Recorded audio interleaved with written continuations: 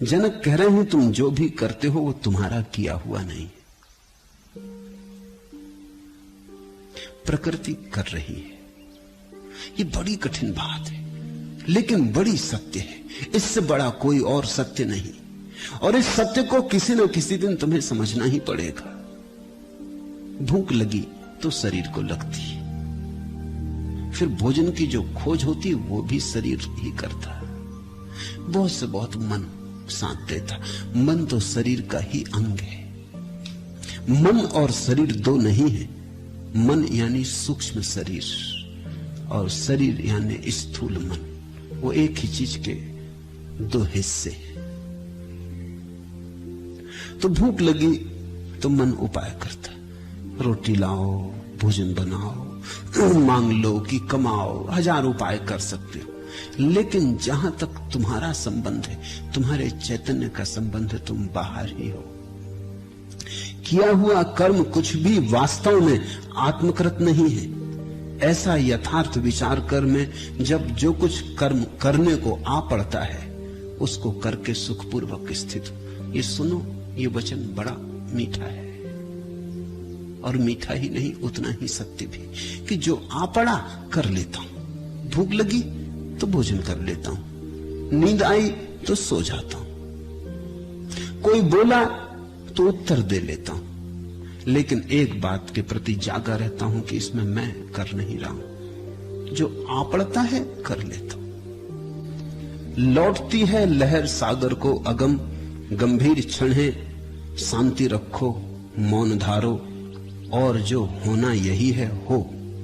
क्योंकि सारा भूत ही इसकी गवाही है कि जो होना हुआ है वही होकर रहा है। हुई की लंबी पुरानी आदिहीन कथा व्यथा है, लिखी सुधियों में संजोई, जान या अनजान, भूली या भुलाई। लौटती है लहर सागर को अगम, शांति रखो, मौन धारो, और जो होना यही है हो।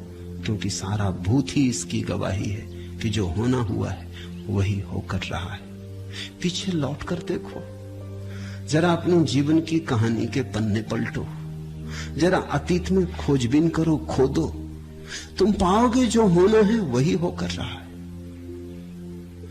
तुम नाहक ही बीच में परेशान हो लिए, तुम्हारे बिना भी होकर रहता। तुम इतने परेशान न होते तो भी होकर रहता। हार हुई, तुम परेशान न होते तो भी हो जाती, होनी थी तो हो जाती। तुम परेशानी बचा सकते थे, हार नहीं बदल सकते थे। आदमी के हाथ में बस इतना है, परेशानी बचा ले, दुख बचा ले, पीड़ा बचा ले, संताप बचा ले। जो होना है होकर रहेगा, जो होना है होता ही रहा है। लेकिन हमारा मन इससे बगावत करना चाहता, क्योंकि जब हम कुछ करते हैं तभी हमें मजा आता, नशा आता, तभी लगता है मैं हूं। एक गीत कल मैं पढ़ रहा था, प्रार्थना करनी मुझे है और इसे स्वीकारना, संभव बनाना सरल उतना ही तुम्हें है। परमात्मा से प्रार्थना कर रहा भक्त, प्रार्थना करनी मुझे है और इसे स्वीकारना, संभव बनाना सरल उतना ही तुम्हें है। यही कि तुम जिस ओर आओ चलूं मैं भी, यह कि तुम जो राह थामो रहूं थामे हुए मैं भी, यह कि कदमों से तुम्हारे कदम अपना मैं मिलाए रहूं, यह कि तुम खींचो जिधर को खींचूं, जिससे तुम मुझे चाहो बचाना बचूं। यानी कुछ न देखूं, कुछ न सोचूं, कुछ न अपने से करूं, मुझसे यह न होगा। छूटने को विलग जाने, ठोकरे खाने, लुढ़कने गरज, अपने आप करने के लिए कुछ विकल्प चंचल आज मेरी चाह। प्रार्थना भी आदमी करता है कि हे प्रभु तू जैसा कराए वैसा ही हम करें, तेरी जैसी मर्जी वही पूरी हो। कहते हैं लोग उसकी मर्जी के बिना पत्ता भी नहीं हिलता, लेकिन फिर भी कहीं भीतर अहंकार घोषणा करता है मुझसे न होगा। छूटने को विलग जाने, ठोकरे खाने, लुढ़कने गरज, अपने आप करने के लिए कुछ विकल चंचल आज मेरी चाह। अहंकार निरंतर कोशिश करता है कुछ अपने से करके दिखा दूं, करता होके दिखा दूं। ये करता होने की चाह समस्त नरक का आधार है, स्रोत है। तुम कितना ही करो, जो होना है वही होता है। कभी सफलता होती जरूर, कभी असफलता भी होती जरूर, लेकिन संयोग वसात न तो तुम सफलता अपने हाथ से ला सकते हो और न तुम विफलता अपने हाथ से ला सकते हो। तुम्हारी लाख चेष्टा करने पर भी कभी तुम विफल हो जाते हो और कभी निश्चेष्ट पड़े रहने पर भी सफल हो जाते हो। कभी इस पे तुमने देखा? मैं विश्वविद्यालय में एमए का विद्यार्थी था। मेरे जो प्रोफेसर थे अब तो चल बसे, अभी अभी कुछ वर्ष पहले चल बसे। उनका मुझ पे बड़ा लगाव था और वो कहते तुम जरा मेहनत करो तो गोल्ड मेडल तुम्हारा है, तुम घंटा भर भी दे दो पढ़ने को तो गोल्ड मेडल तुम्हारा है। मैं उनसे कहता मिलना होगा तो मिलकर रहेगा। उनको ये बात जचती ना। वो कहते ऐसे कैसे मिलके रहेगा, तुम कुछ करोगे तो ही मिलेगा, कुछ ना करोगे तो कैसे मिलेगा। परीक्षा के 3 महीने पहले उन्होंने मुझसे कहा तो अब इसकी परीक्षा हो ले तो तुम मेरे घर आ जाओ और मेरे घर ही रहो ताकि मैं देखूं तुम कुछ करते हो या नहीं। 3 महीने में उनके घर रहा। मैंने सब किताबें वगैरह बांध के रख दी। वो थोड़े डरे भी। 5-7 दिन बाद मुझसे बोले कि छोड़ो, इस झंझट में क्या रखा है, ये जिद ठीक नहीं, इसमें कहीं ऐसा ना हो कि तुम नाहक खो बैठो। मैंने कहा खोना है तो खोएंगे, पाना है तो पाएंगे, मगर अब इसको बदलेंगे नहीं। अब ये किताबें मैं खोलने वाला नहीं। महीना बीतते बीतते तो वो बहुत घबराने लगे। वो कहने लगे मुझे क्षमा करो, मैं अपनी बात वापस लेता हूं, लेकिन तुम पढ़ो लिखो।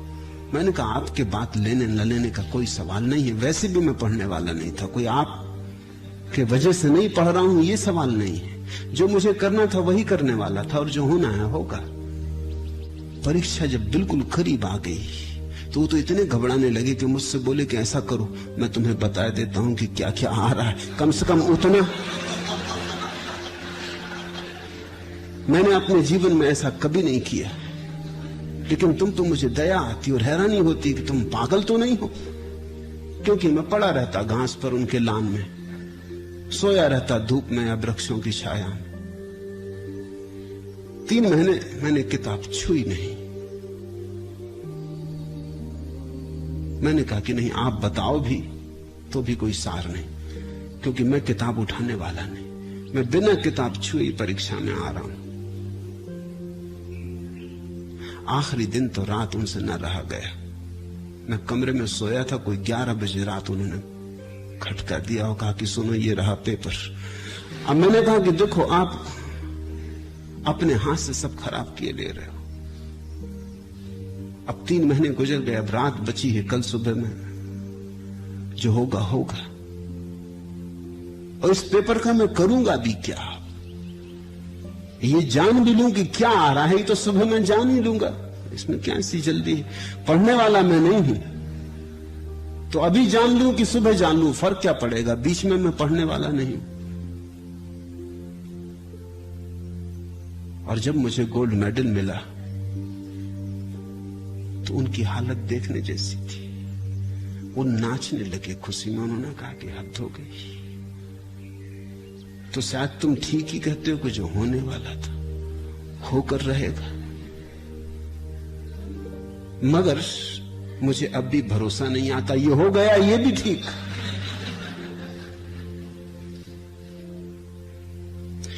फिर वर्ष बीत गए। जब भी वो मुझे मिलते वो कहते कहो बताओ तो किया कैसे, इसके पीछे राज क्या था। मैं उनको कहता आपके घर रहा, 3 महीने आप जानते हैं, 24 घंटे आपकी आंख के सामने रहा, किताबें मैंने बंद करके चाबी आपको दे दी थी, किताबें कभी फिर आपके घर से मैं दोबारा लेने गया भी नहीं, वो अब भी आपके पास पड़ी। फिर मैंने उन्हें उठा के देखा भी नहीं। मैंने भी एक प्रयोग किया, मैंने भी एक दांव खेला कि जो होना होगा होगा, मगर उन्हें भरोसा ना आया। आप भी बहुत बार बिना कुछ किए सफल हो जाएंगे तो भी भरोसा ना आएगा, तो भी ऐसा लगेगा संयोग होगा, हो गया होगा, संयोग वसात। लेकिन जीवन का सत्य यही है, जो होना है वही हो रहा है, जो होता है वही होता है। ऐसे सत्य को जानकर अगर पीछे सरक गए तो तुम्हारे जीवन में शांति के मेघ बरस जाएंगे। फिर अशांति कैसी, फिर सुख ही सुख है। किया हुआ कर्म कुछ भी वास्तव में आत्मकृत नहीं है, ऐसा यथार्थ विचार कर मैं जब जो कुछ कर्म करने को आ पड़ता है उसको करके सुखपूर्वक स्थित हूं। जो करने को आ पड़ता है, आ ही गया द्वार तो ठीक निपटा लेता हूं, बाकी न जो सामने पड़ गया आयाति तत्कृत्वा उसे कर लेते हैं। इनकार भी नहीं है, आलस्य भी नहीं है, करने की कोई दौड़ भी नहीं, करने का कोई पागलपन भी नहीं। ना तमस है ना राजस है, वही सत्व का उदय है। तमस का अर्थ होता है आलस्य पड़े, आग लग गई घर में तो भी पड़े।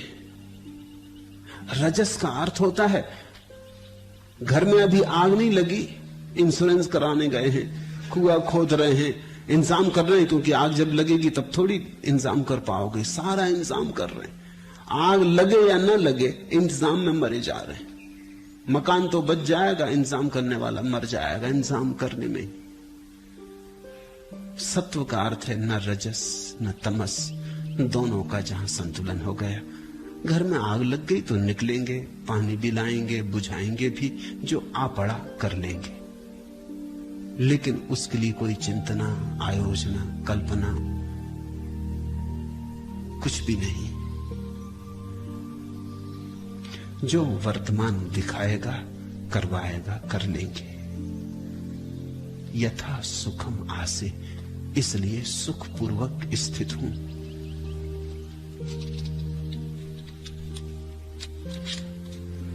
आदमी करता तो बना रहता, फिर भी कहीं तो किसी चेतना के तल पर पता चलता रहता है कि अपना किया कुछ होता नहीं।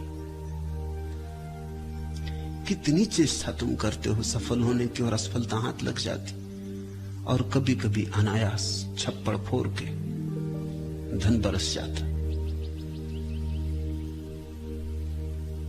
मैंने सुना है कि यहूदी कथा है कि एक सम्राट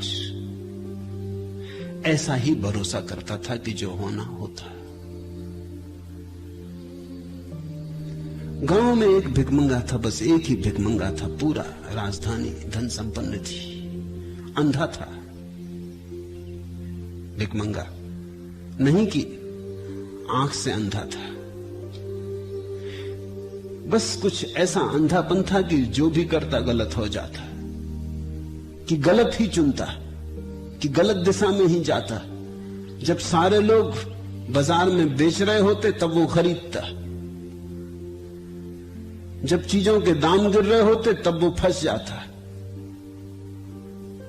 जो करता गलत हो जाता। वजीरों को उस पर दया आई, उन्होंने सम्राट से कहा, गांव पूरा धनी, ये एक आदमी बेचारा उलझन में पड़ा रहता, इसका कुछ भाग्य विपरीत, इसकी बुद्धि उल्टी, जब सारी दुनिया कुछ कर रही वो ना करेगा, जब सब सफल हो रहे हैं, धन कमा रहे हैं, तब न कमाएगा, जब सारे लोग फसल बो रहे हैं तब वो बैठा रहेगा, जब मौसम है बीज डालने का तब बीज न डालेगा, जब मौसम चला जाएगा तब बीज डालेगा, बीज भी सड़ जाते, वो फिर पैदा नहीं होते, फसल तो आती नहीं, हाथ का भी चला जाता, इस पे कुछ दया करे। सम्राट ने कहा, दया करने से कुछ भी ना होगा, लेकिन तुम कहते हो तो एक प्रयोग करे। तो वो आदमी रोज सांझ को बाजार से लौटता अपने घर, तो एक पुल को पार करता है। सम्राट ने कहा, पुल खाली कर दिया जाए और असरफियों से भरा हुआ एक हंडा, बड़ा हंडा बीच पुल पर रख दिया। सम्राट और वजीर दूसरे किनारे बैठे। पुल खाली कर दिया गया, कोई दूसरा जा ना सकेगा। वही आदमी निकला अपनी धुन में, अपने सोच विचार में गुनगुनाता, ओंठ फड़फड़ाता। वजीर चकित हुए कि पुल पे पैर रखते ही उसने आंख बंद कर ली। वो बड़े हैरान हुए कि हद हो गई, अब ये मूर्ख आंख क्यों बंद कर रहा है पुल पर। लेकिन वो आंख बंद करके वो टटोल टटोल के पार हो गया और घड़े को वहीं छोड़ गया, क्योंकि अंधे को अब घड़ा क्या दिखाई पड़ता। जब वो उस तरफ पहुंच गया तो सम्राट ने कहा देखो, उसे पकड़ा, उससे पूछा कि महापुरुष आंख क्यों बंद की। उसने कहा कि कई दिन से मेरे मन में ये ख्याल था कि एक दफा आंख बंद करके पुल पार करें। आज खाली देख के कि पुल पे कोई भी नहीं है, मैंने सोचा कर लो, ये मौका फिर न मिलेगा। राह खाली है, गुजर जाओ, ये अनुभव के लिए कि आंख बंद करके चल सकते कि नहीं। आज ही सूझा तुम्हें ये? योजना तो पुरानी थी, लेकिन रास्ता कभी खाली नहीं होता था, लोग आ रहे जा रहे, धक्का धुक्की हो जाए। सम्राट ने कहा जो होना होता होता। तुम कोई उपाय खोज लोगे असफल होने का, या सफलता तुम्हें खोजती आ जाएगी।